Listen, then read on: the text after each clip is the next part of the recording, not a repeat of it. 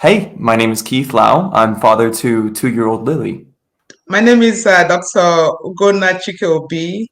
I'm a pediatrician and then also a neonatologist. And this is the Grio Ask a Specialist series. So, Dr. Chike-Obi, why do so many babies have feeding issues? Why do so many babies have feeding issues? Good question. Simply put, the gut of the newborn is not mature. So the food that is put inside there has a hard time being propelled forward and expelled eventually as poop. Just like a newborn baby cannot sit, cannot control the neck, cannot walk right away, it takes time for these things to build up. The nerve system of the gut also takes time to build up and work and function properly. That's one. Then the second one is the absorption. There's absorption qualities of the newborn gut is not quite there completely. So normally food goes into a bowel and is chopped down and is absorbed, little particles. But sometimes in the newborn, they absorb a whole chunk of the thing that goes in, and that's not good for the body system. So that sets the baby up for allergies, maybe gas, maybe intolerance of milk that they tend to have. What is colic? Colic is a sudden onset of discomfort in a newborn. Normally, that arises between the first 2 weeks of life and lasts into 3 to 4 months of life. Dr. Chike-Obi, what causes colic? Colic could be from the immaturity of the gut and is characterized by a baby that suddenly starts crying. Baby is in a lot of discomfort that appears to be abdominal discomfort, abdominal pain, and the baby is inconsolable. And the problem starts suddenly and ends suddenly, sometimes lasting maybe an hour or maybe 3 hours. What are some of the common characteristics that we see in babies with colic? A baby that has colic, some of the characteristics will include a baby that is uncomfortable, impressive discomfort, a baby that has abdominal pain, and a baby that has an inconsolable crying. What are some signs of this abdominal pain in babies that have colic? The baby will typically look very distressed with a crunched up face, furrowed eyebrows, tense body, has the fist clenched and flexed at the elbow, flexed at the knee bunched onto the abdominal wall, and the baby is busy crying and squealing away inconsolably. That's the typical appearance. Do you have any tips for how to pacify the baby? Make sure the baby is fed. Baby is nice and dry. The diapers are nice and clean and dry all the time. And that you can provide any kind of white noise to make this that there's more soothing for the baby. White noise and a nice soothing dim lighting.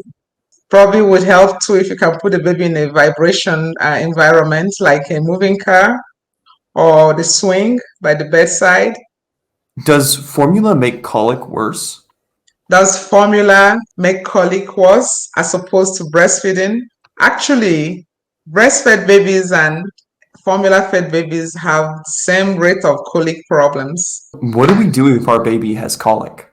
There are three things you might want to look at to see if they are exacerbating the problem or might help resolve the problem. If a baby is being breastfed, the mother might want to look into the things that she's eating because everything goes into breast milk and there might be a problem with baby digesting the breast milk properly. Might be an added problem to the colic.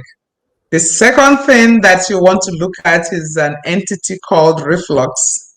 Reflux is when food bubbles back up.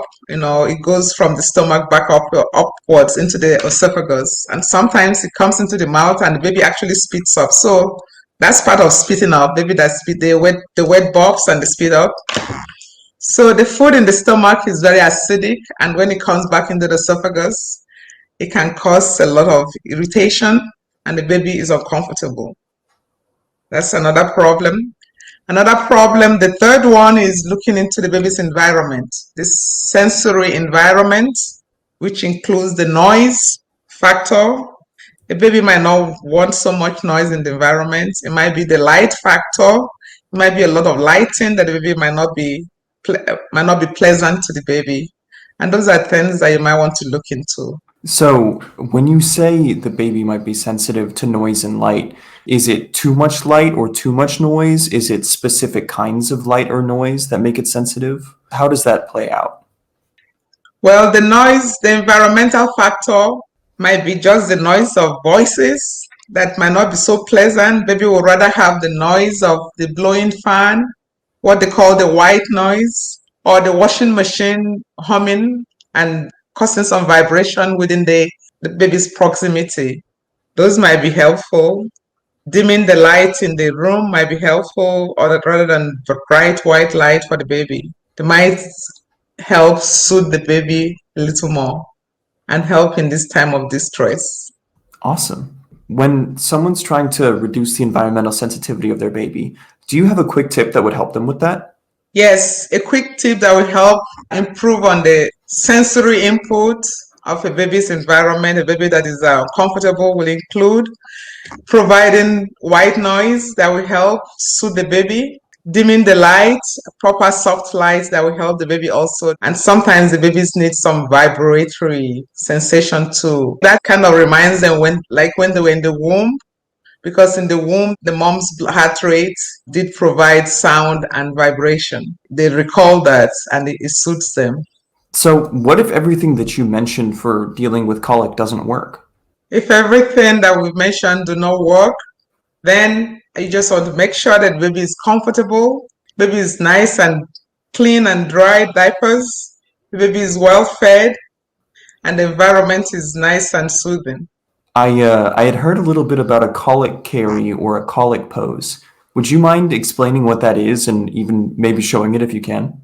Yes, indeed. I can show you what it's called a colic carry or colic pose, where the idea is to hold the baby in such a way that you put some firm pressure on the abdominal wall, and then on the back of the baby, you're soothing the baby. And Would you mind demonstrating what the colic carry hold looks like? you have the baby on your forearm. You have the abdominal wall of the baby. Baby is lying prone. The belly is on your forearm. Make sure the face is not being suffocated. The baby is breathing okay. And then you do apply a steady, firm pressure massage on the back, rubbing or maybe patting, rubbing and patting. And that's very soothing for the baby. So the abdomen is firmly on your forearm, and that gives some pressure, some support to the abdominal wall, and that helps the baby. So, what are some ways to help parents going through colic? Parents or caregivers that have a child with colic need a lot of help because it can be very challenging emotionally. And I think the most important lesson here to take away is that this is a time-limited problem. It will go away. Parents do not need to feel guilty that they've done something that is not proper. They don't need to feel that is their fault. This is not a genetic disease. It's a very common problem in newborn babies. It doesn't have to happen again with the next baby. It might just be one baby, and the subsequent ones will not have the problem. So it's good for parents to know that it's a time-limited problem. If a parent is going through this, the other parent or other caregiver will have to have time to chip in at these times when everybody is exasperated, baby and caregiver alike, and that helps an awful lot. The distress can be so overwhelming that some parents have likened it to PTSD, post-traumatic stress disorder. That's how bad it can be. But the beautiful thing is that there's light at the end of the tunnel. It goes away. How can parents take care of themselves when dealing with babies with colic? When parents have a child with colic, there are two things that are very important. One is that they must be able to share the responsibility of taking care of the baby. share times that is, with the baby when the baby has the spell. I would call it a spell. Share the time because that helps emotionally. And it's very important for them to know that is no fault of theirs. The guilt feeling should not be there. They should remember that this is a time limiting problem. At the end of the day, colic goes away. The baby will be fine. What are 3 things that parents can take away from this conversation about colic? The 3 takeaways that parents can take away with this conversation of colic include 1, that the discomfort of colic is cyclical. It will go away. Most times by the end of 3-4 months, the baby is normal, does not have these cycles of pain and cry, irritation anymore. The second one is that basically the baby appears normal. In between spells, the baby is normal, does his or her normal activities, sleeps well, moves the bowel, eats well.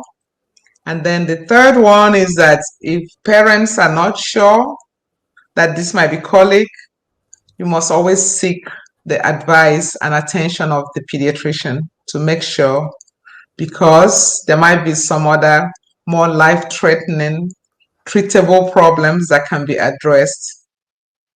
Colic is a diagnosis of exclusion. You would have excluded the things that are treatable and manageable before you say this is something that will go away with time. So why is it important that parents talk to a pediatrician if they think that their baby has colic? It's very important for parents to talk to their doctor or the baby's doctor if they think the baby has colic, because there are more life-threatening problems or treatable problems that might mask as colic. Remember, colic is a diagnosis of exclusion. We would have excluded other things that are treatable and not life-threatening before we can say this is colic. Because we know colic, you just have to pacify the baby, and at the end of the day, it goes away.